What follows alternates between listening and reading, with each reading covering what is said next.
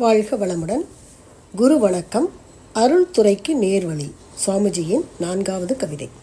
முட்டைக்குள் அமைந்த கரு உடலாலும் உயிராலும் வளர்ச்சி பெற்றால் மூடிய ஓடு உடைந்துவிடும். குஞ்சு வெளி உலகைக் கண்டு இன்பம் துய்க்கும். திட்டமிட்டு அறமாற்றி தூய்மை அறிவில் உடலில் பெற்றுவிட்டால் தீரும் வினை புலன்மயக்கம் தாண்டிடலாம்.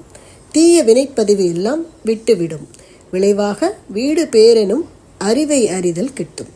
வினைப்பயனை போக்காமல் வீட்டடைய விரும்புவதோ பொருந்திடாது. தட்டுங்கள் திறக்குமென்றார் தனக்குள்ளேயே பேராற்றல் புதையல் கண்டோர். தக்க வழி அருள் குருவின் தாழ் பணிந்து தவம் பயின்று தன்னை உணர்தல். விளக்கம். பறவையின் முட்டைக்குள்ளாக மஞ்சள் கருவும் அதனை சுற்றிலும் வெள்ளை கருவும் அமைந்துள்ளது.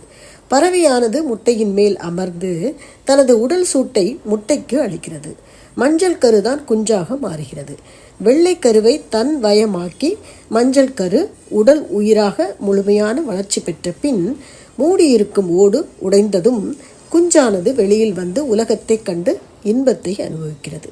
பல கோடி பிறவி எடுத்து வந்துள்ள மனிதனின் கருமையம் உடல் நோயாக மனக்கலக்கமாக கலங்கப்பட்டு வந்துள்ளது.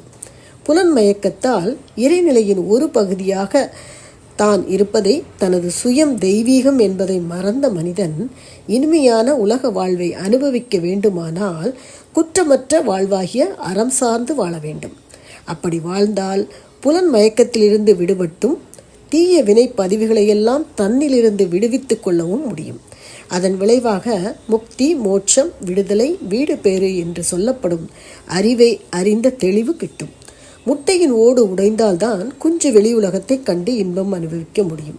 அதுபோல மனிதன் கருமைய களங்கங்களை தூய்மை செய்தால்தான் முழுமை பேறு எனும் வீடு பேற்றடைய முடியும். தீயவினை பதிவுகளை போக்கிக் கொள்ளாத வரையில் மனித பிறவி நீண்டு கொண்டே தான் இருக்கும். இனிமையாக வாழ வேண்டும் என்று விரும்பினாலும் முடியாது. பிறவிகள் தோறும் தீய வினைப்பதிவுகளின் வெளிப்பாடு துன்பத்தைத்தான் கொடுக்கும். உடலுக்குள் உயிர், உயிருக்குள் அறிவு, அந்த அறிவே தெய்வமாக உள்ளது என்பதை உணர்ந்தவர்கள் தமக்குள்ளாக பேராற்றலான புதையலாக தெய்வீகத்தை உணர்ந்துள்ளார்கள். அவர்களே மற்றவர்களுக்கும் உணர்த்தக்கூடியவர்கள். அவர்களைத்தான் குருமார்கள் என்கிறோம். மூடியிருக்கும் கதவை திறந்து வீட்டினுள் செல்ல வேண்டுமானால் கதவை தட்டினால்தான் உள்ளே இருப்பவர்கள் தாழ்பாலை நீக்கி கதவை திறப்பார்கள். அதுபோல வீடு பேறு அடைந்து இனிமையாக வாழ விரும்புபவர்கள் சரியான குருவை கண்டடைந்து அவரை பணிந்தால் குரு தன்னை அறியும் வித்தையாகிய தவத்தை உணர்த்தி வைப்பார். வாழ்க வளமுடன். வாழ்க வளம். அருட்பேராற்றல் கருணையினால் உடல் நலம், நீளாயுள், நிறை செல்வம், உயர்ப்புகள், மெஞ்ஞானம் ஓங்கி வாழ்வீர்கள். வாழ்க வளம். லைக் பண்ணுங்க, ஷேர் பண்ணுங்க, சப்ஸ்கிரைப் பண்ணுங்க.